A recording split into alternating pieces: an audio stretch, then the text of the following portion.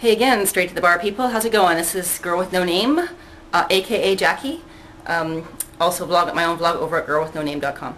I just wanted to touch base with you guys today because often when I do vlog on my own vlog, and I think once or twice even here, while I've been recording my videos, I've been standing in front of this wall.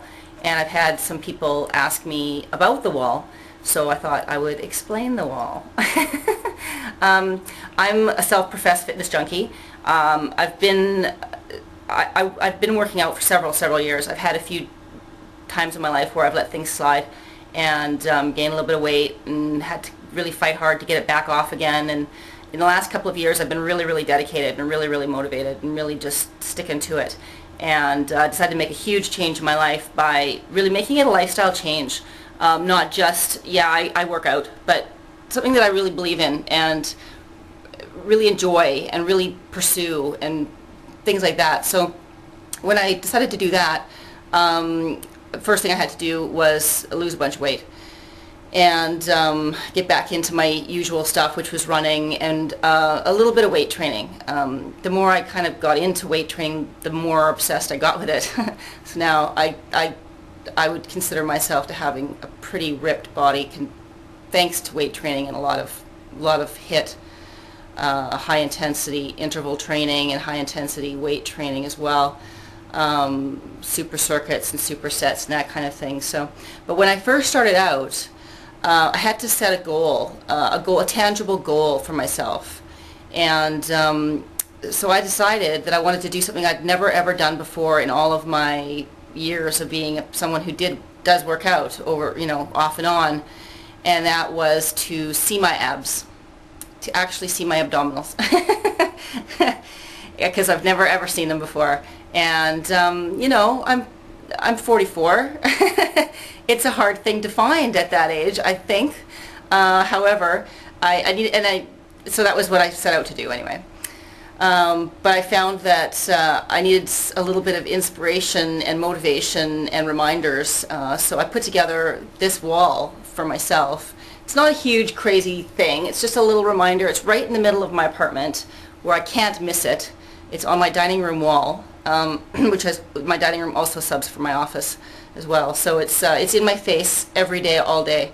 And what I did was I put a bunch of pictures of models with beautiful abs on my wall and a few motivational sayings as well, just to kind of remind me of where I'm trying to go with this whole journey.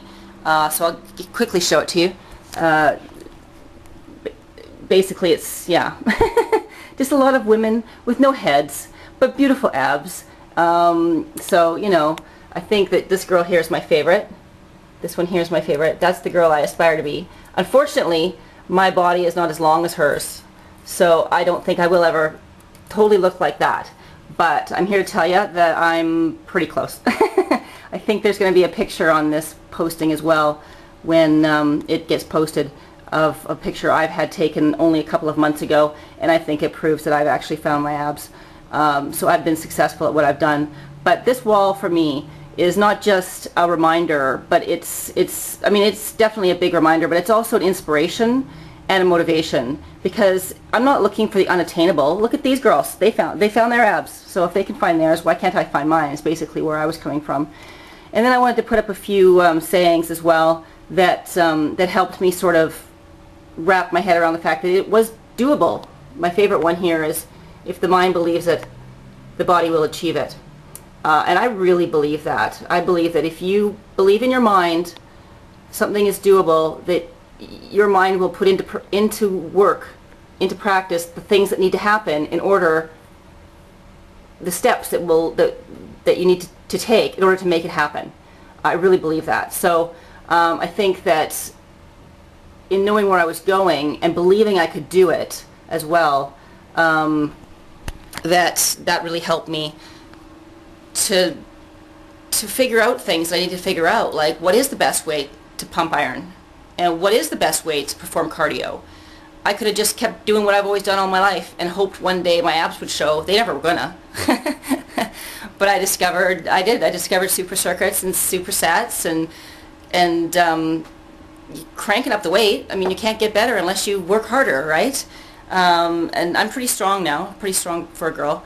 And as well as discovering high-intensity interval training. I think I told all you guys here at Straight to the Bar once before that when I used to run many years ago, I used to see people on the seawall that would run and then stop, and then run and then stop. And I would think, oh, they're not doing it right. They need someone to show them how to run properly. They're not catching their pace. They have to keep stopping to catch their breath. They're not doing it right. I had no clue about interval training. No clue whatsoever. And it makes me laugh now because I know that that's what they were doing. They were doing interval training. So when I discovered that, everything changed. My body composition changed completely. Well, not completely. I was already slim, but it changed. And my abs came out pretty quickly from there, within months.